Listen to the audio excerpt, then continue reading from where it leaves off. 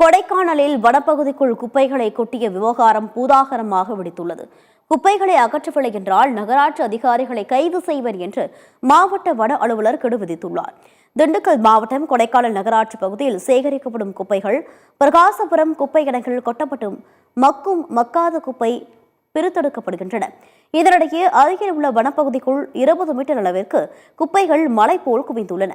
பிரகாசபுரம் மக்கள் அளித்த புகாரை தொடர்ந்து மாவட்ட வன அலுவலர் யோகேஷ்குமார் மீனா நேரில் ஆய்வு செய்தார்.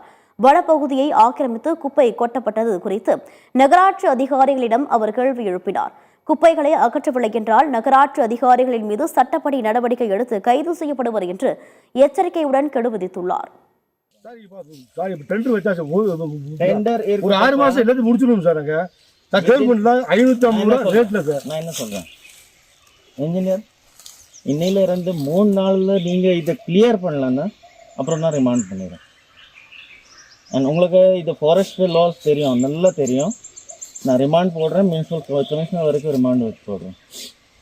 அந்த கூட உங்களுக்கு கவர்மெண்ட் ஜாப் பாருங்க. நீங்கள் 3 நாள் கூட இது கிளியர் ஆகலைன்னா அப்புறம் பாருங்க, நீங்கள் நோட்டீஸ் ரெடி பண்ணுங்க. இதைத் தொடர்ந்து நகராட்சிக்கு வனத்துறையினர் நோட்டீஸ் அனுப்பினர். ஆனால் குப்பை கிடங்கில் கொட்டப்பட்டுள்ள குப்பைகள் மழையின் காரணமாக வனப்பகுதிக்கு அடித்து சென்றதாக நகராட்சி அதிகாரிகள் விளக்கம் அளித்தனர். இதனிடையே வனத்துறை சார்பாக உதவி வன பாதுகாவலர் கருப்பையா செய்தியாளர்களை சந்தித்து விளக்கம் அளித்துள்ளார். குப்பைகள் அகற்றவில்லை என்றால் துறை ரீதியான நடவடிக்கை எடுக்கப்படும் என்று தெரிவித்தார். குப்பை வனப்பகுதிக்கு செல்வதை தடுக்க தவறியதாக வன காவலர் சஸ்பெண்ட் செய்யப்பட்டுள்ளதாகவும் அவர் கூறினார்.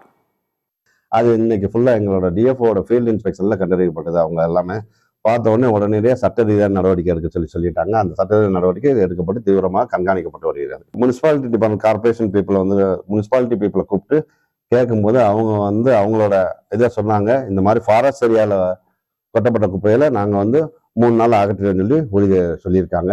அதுக்கு ஆக்ஷன் நாங்கள் கண்காணிச்சுக்கிட்டு இருக்கோம். அங்கே பணியாற்றிய பணியாளர் மீது தற்காலிக பணிக்கு மாவட்ட வனங்களின் உத்தரவுகளில் எடுக்கப்பட்டுள்ளது.